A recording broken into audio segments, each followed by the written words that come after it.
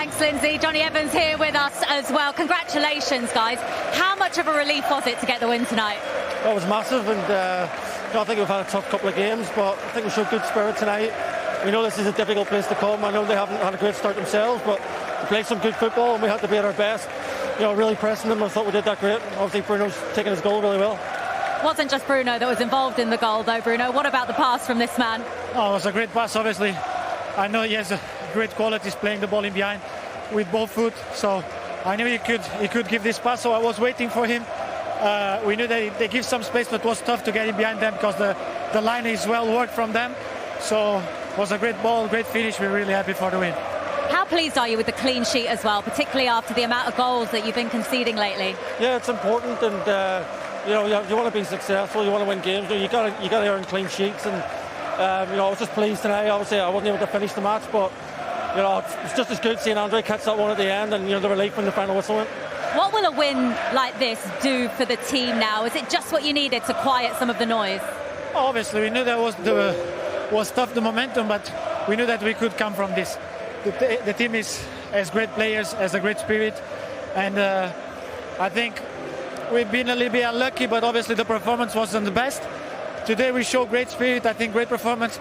We sacrifice a lot because Burnley play great football, they have great qualities. I think the points they have doesn't show the quality they have, honestly, because they play great football. It's really tough to play against them, they're well worked. So it's not just an easy win here. You know how he's playing against Burnley every time here. It's really tough. So we are really happy for the points, and hopefully we'll give now the stride for the rest. For you as well, Johnny, personally, did you prove that you can still do it out there for one of the biggest teams in the world?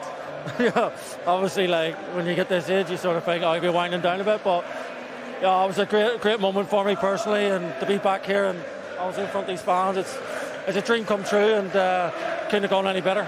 Guys, thank you very much, Bruno. You're the man of the match. Congratulations. I've got to give you a backhand side. No, it's yours. Thanks, appreciate it. You're welcome.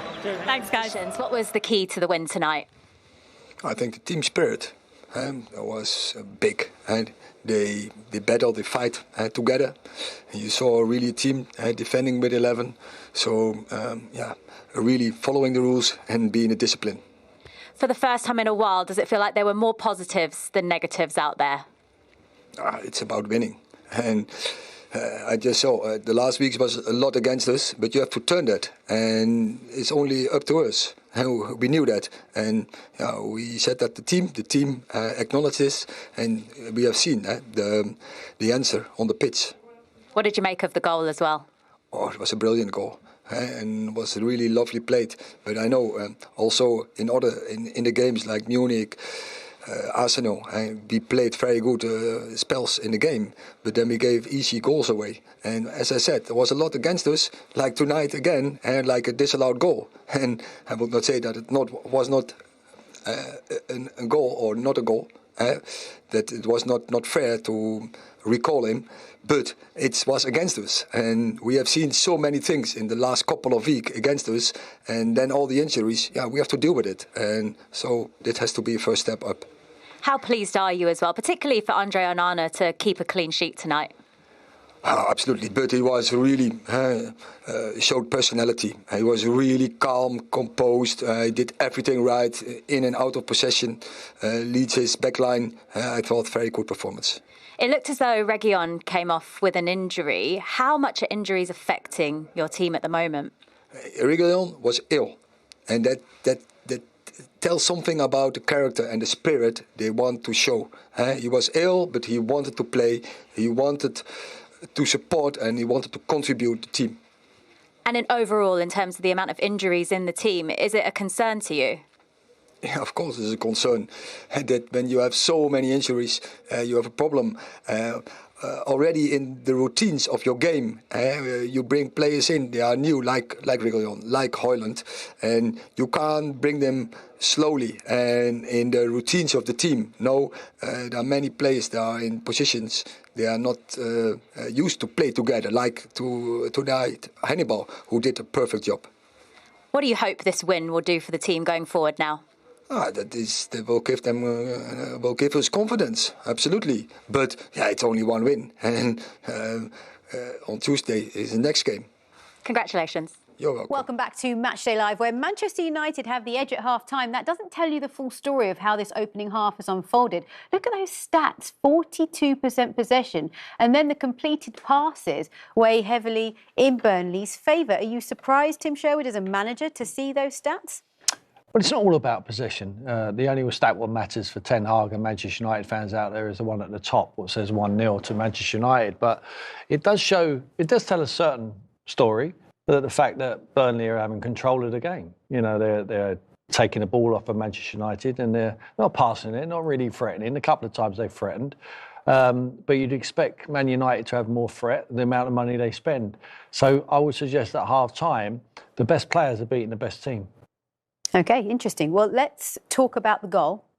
Talk us through it. And this came right at the end. Bruno Fernandez with his second goal of the season. But how about this pass from Johnny Evans?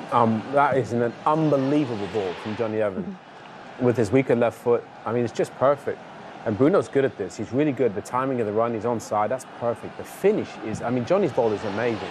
But the finish is even better. I mean, that goal is almost unstoppable. Bayer just loses sight of Bruno Fernandez. But the ball and the finish are just picture perfect. Amazing technique.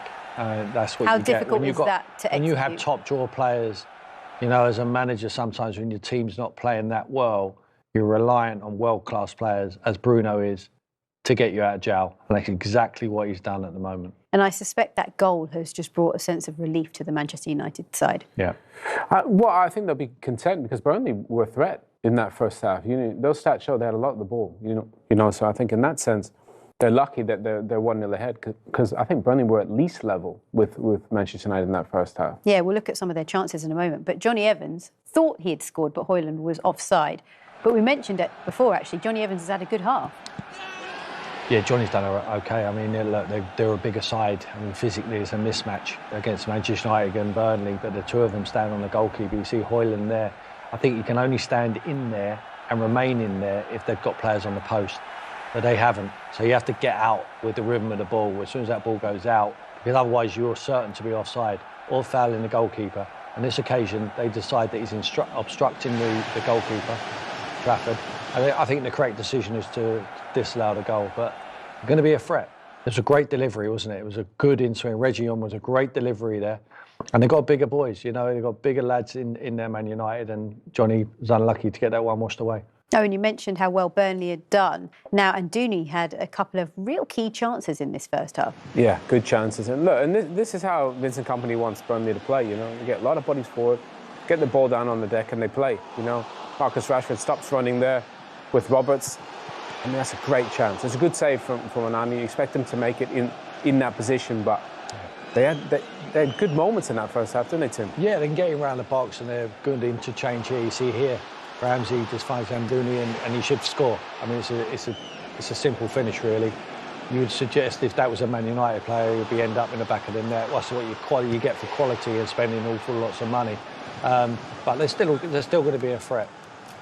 Also, we mentioned pre-match Onana. How well has he performed in this opening half? Because he had to make a couple of key saves, didn't he? Yeah, look, I thought he's a good shot stopper. I think in the Champions League last season, that's why they got to the final, because of the way he played. He kept 8 clean sheets, actually, Owen. He did. Look, he's a really good goalkeeper. Obviously, in the sake of Bayern, people are going to notice, but we noticed it. We said before the game, even at Bayern, they played a lot long. And again, Tim, that, you know, rather than trying to get a ball-playing goalkeeper and you play long. Exactly. I mean, exactly my point is that from what we've seen at the moment, the way Manchester United are playing this season, I'm not sure he warrants coming to Manchester United. I think he's a good goalkeeper and I think he will be a success at United. But at the moment, on the evidence of how we've seen this build-up of the team, it's not worth taking De Gea, who won the Golden Glove last season, out of your side and bringing Onana in just to lump the ball up the field like he's doing.